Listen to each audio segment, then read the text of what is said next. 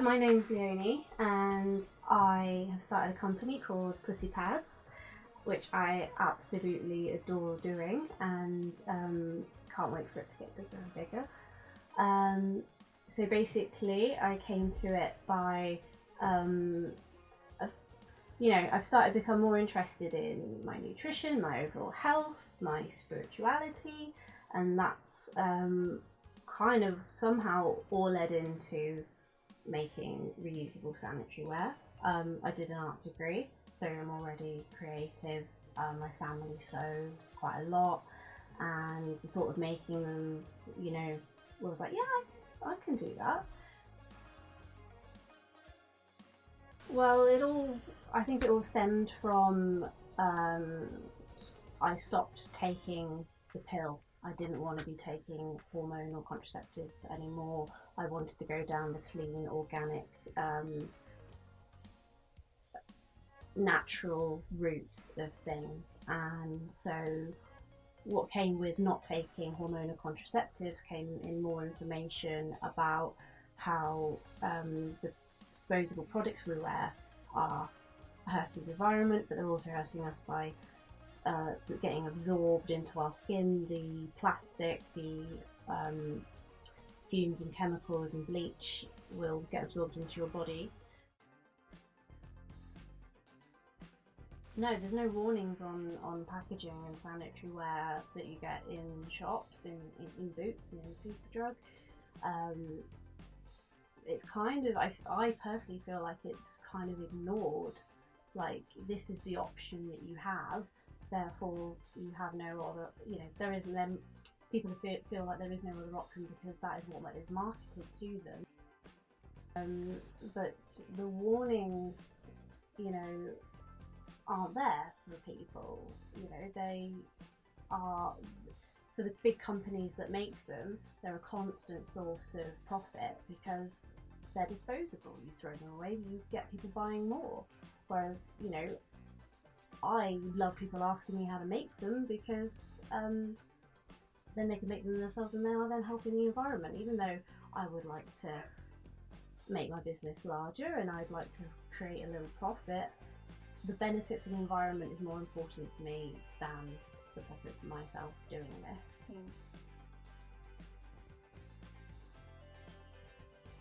I'd like to think they'd get more warnings on the products, and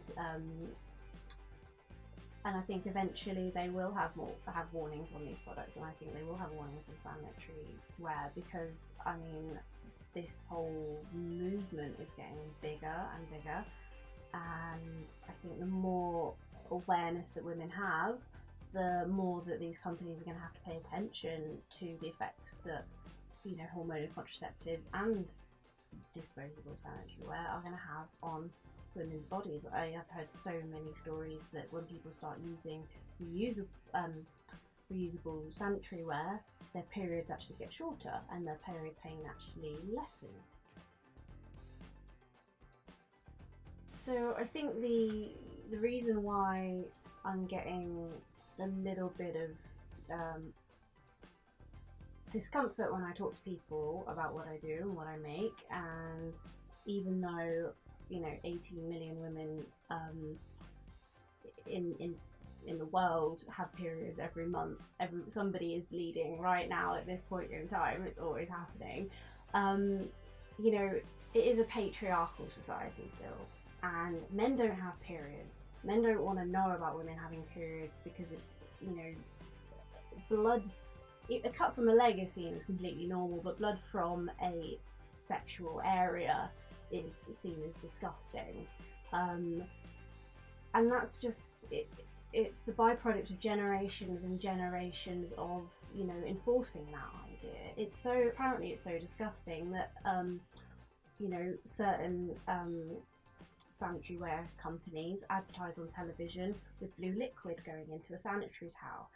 You can't even put the colour in an advert. That I find completely ridiculous, but I hope that with all of this movement happening, more people will start talking about it as if it's normal.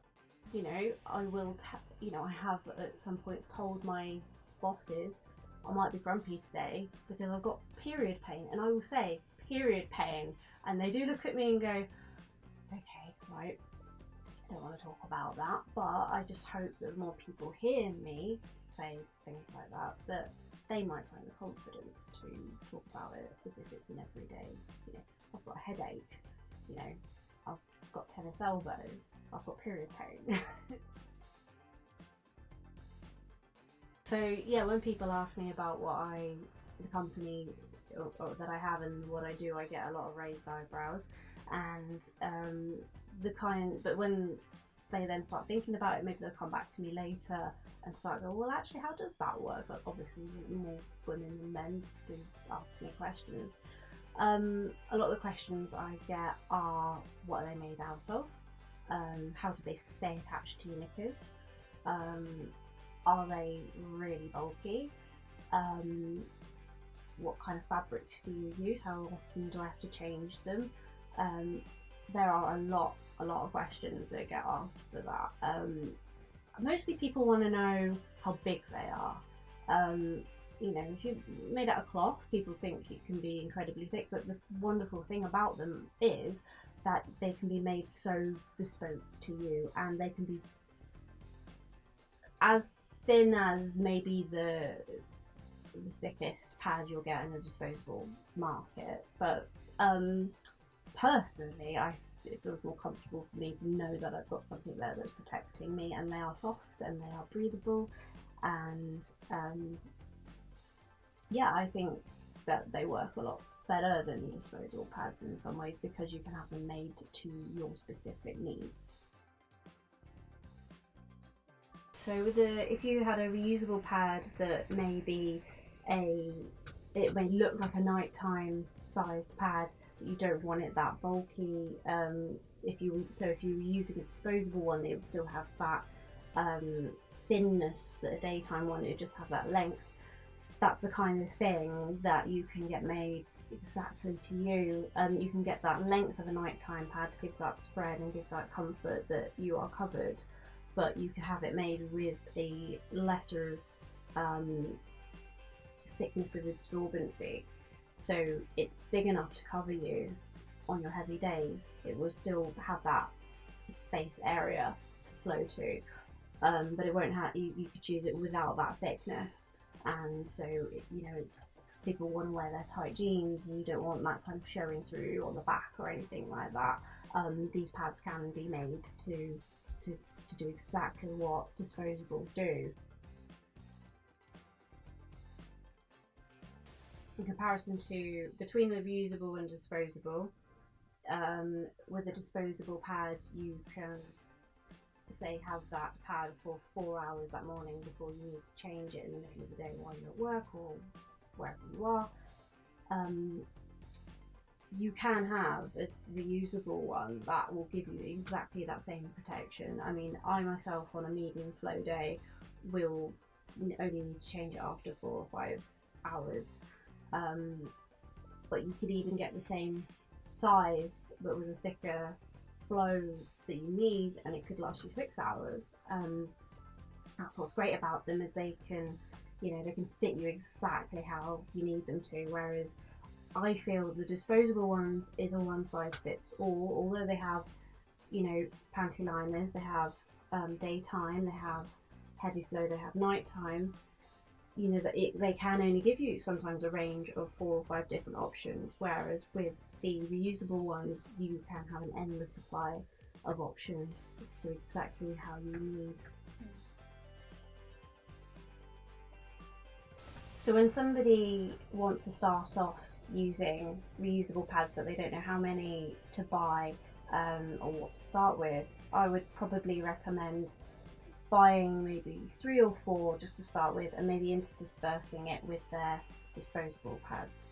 Get used to how you're going to wash them, how long it takes for them to dry, whether you want to dry them naturally outside, again, which helps the environment, or whether you want to put them in a tumble dryer for only about 15 minutes for those, and then build it up, because also They are cost effective in the long run, but they are a big hit to pay out for to begin with. But they are completely worth it. You will make your money back. You will make value back on buying these, because as soon as you hit that point where you know you've got enough for your month, you won't need to buy disposables again, and you're saving maybe £10 to £20 a month on buying disposables.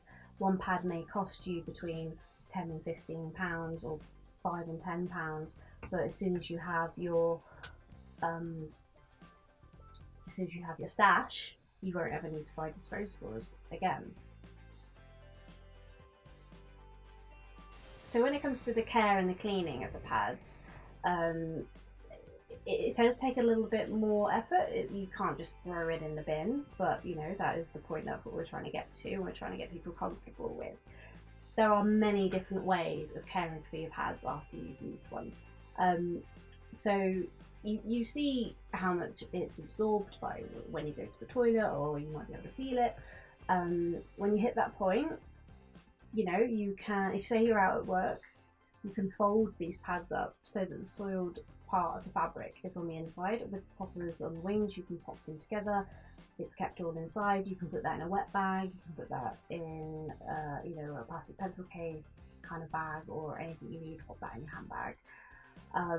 When you get home, or if you are at home, again, there's many different ways. You can leave them as they are, popped up, put them in with the rest of your laundry, if that is something that you aren't worried about doing. Leaving them dry like that and just doing it with your laundry can, you know, make them stain a little more, but some people don't mind that. It's like having a handkerchief with a bit of blood on it. It's nothing too worrisome. Or one of the options that I do, which I find works really well, is having, for that week of the month, a bucket of water in your bathroom that you put them in. You can rinse them out and put them in there to soak, and then when your week's done, you can wash them all at the same time. You can keep changing that water as well, because it's good. That will keep refreshing the water and make them stain less too. And then you can wash them all together in a washing machine. You can do it with your laundry, or you can do it with a separate wash. I definitely recommend not using fabric conditioner, because that will lessen the absorbency of your pads. And then either tumble drying them, maximum 15 minutes, or hanging them up on the line outside, and some UV rays can also help them destain, kind of bleaching them slightly, lightening them slightly. And then you've got your stash again. You can, if you don't have so many right at the beginning, you can wash them, tumble dry them. They might be ready for that day or the next day, and you can reuse them during the period like that as well. So to dissect the pads that I make, this is the top layer that you see. That's 100% cotton, just like any cotton that you get on clothes, or you know, clothes that you buy in the shop. So that would be your top layer. Underneath that, you get your brushed cotton. This is what absorbs your flow. This can come in varying types of thicknesses. Behind that, which is the magic layer of waterproof cotton, this is called PUL, polyurethane laminate. That is what stops your flow going through the pad out into your knickers and causing you any problems. This is sometimes optional depending on who's selling the pads, but I like to put it in as a standard because I think everybody wants that kind of protection. And then the back layer, which then touches your underwear, is a type of fleece. So poly fleece, minky fleece, bamboo fleece, that kind of thing. And that is all the layers that would then make up your reusable sanitary pad. The cotton side goes towards you and the fleece side goes towards your underwear. So you put that towards your knickers, you popper that part underneath your underwear, and then it sits like that. And then when you've used it, unpopper, and then the soiled side is here, so you can then fold it over and pucker it, and then that is protected. You can then pop that into a sanitary bag or a wet bag.